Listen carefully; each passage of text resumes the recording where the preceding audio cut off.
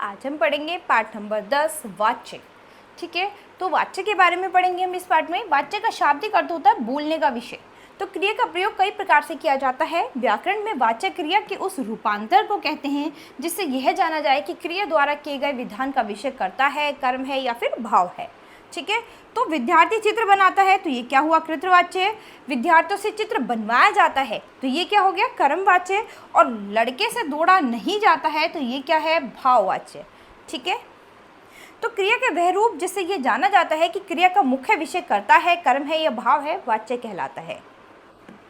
वाच्य के भेद, तो वाच्य के निम्नलिखित 3 भेद हैं। सबसे पहला है कृतवाच्य। जिन वाक्यों में कर्ता प्रधान होता है वे कृतवाच्य कहलाते हैं।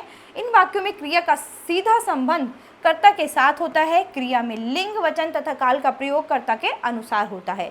जैसे अर्णव चित्र बनाता है, सौम्या पढ़ती है, तो उपयुक्त वाक्यों में क्रिया के लिंग और वचन संबंधित कर्ता के लिंग के अनुसार है, अतः ये सभी कृतवाच्य के उदाहरण हैं।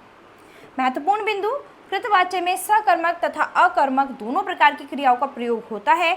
जैसे महिमा ने निबंध लिखा, ये सकर्मक है, और शिकारी चला गया, ये क्या है, अकर्मक है। अब हम पढ़ेंगे कर्मवाच्य। जिन वाच्यों में कर्म प्रधान होता है वे कर्मवाच्य होते हैं। इन वाक्यों में क्रिया का संबंध कर्म से होता है। कर्मवाच्य में क्रियाएं कर्म के अनुसार होती हैं। जैसे नीता से रोटी खाई जाती है, रोहित द्वारा क्रिकेट खेला जाता है, तो यहाँ पर क्या है, सीधा प्रभाव किस पर पड़ रहा है, कर्म पर। ठीक है, तो उपयुक्त वाक्यों में क्रिया के लिंग, वचन और पुरुष कर्म के अनुसार है, तो ये कर्मवाच्य है। महत्वपूर्ण बिंदु, कर्मवाच्य केवल सकर्मक क्रिया से बनाए जाते हैं। जैसे मम्मी के द्वारा दरवाजा खोला गया, बच्चों द्वारा प्रोजेक्ट बनाया गया। ठीक है, इसके बाद है भाववाचक। भाववाच्य, जिन वाक्यों में कर्ता तथा कर्म दोनों ही प्रमुख नहीं होते परंतु भाव प्रधान होता है वे भाववाच्य कहलाते हैं। इनमें क्रिया में वचन तथा काल का प्रयोग भाव के अनुसार होता है। जैसे आज मिलकर पढ़ा जाए, शीला से गाया नहीं गया, तो उपयुक्त वाक्यों में क्रियाएं कर्ता या कर्म प्रधान न होकर भाव प्रधान है। महत्वपूर्ण बिंदु, भाववाच्य में केवल अकर्मक क्रिया का प्रयोग होता है। जैसे मुझसे चला नहीं जाता, तो ये अकर्मक है। दादी से उठा नहीं जाता, ये क्या है, अकर्मक है। वाच्य परिवर्तन, कृतवाच्य से कर्मवाच्य तथा भाववाच्य में परिवर्तन निम्नलिखित प्रकार से किया जा सकता है। तो यहाँ पर कृतवाच्य से कर्मवाच्य बनाना।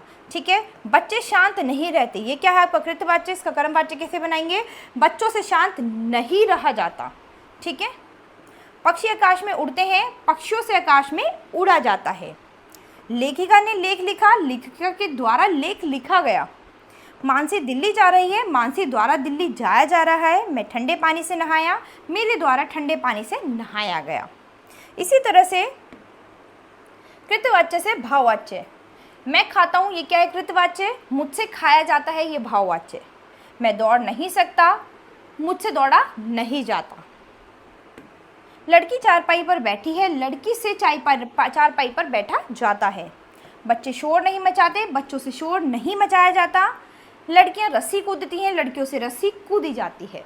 तो बच्चों, यहाँ पर हमने वाच्य के बारे में पढ़ा है, वाच्य के भेद पढ़े हैं। तो आशा करती हूँ आपको बहुत अच्छे से समझ आए होंगे और आप अभ्यास में एक बार फिर इन्हें दोहराएंगे।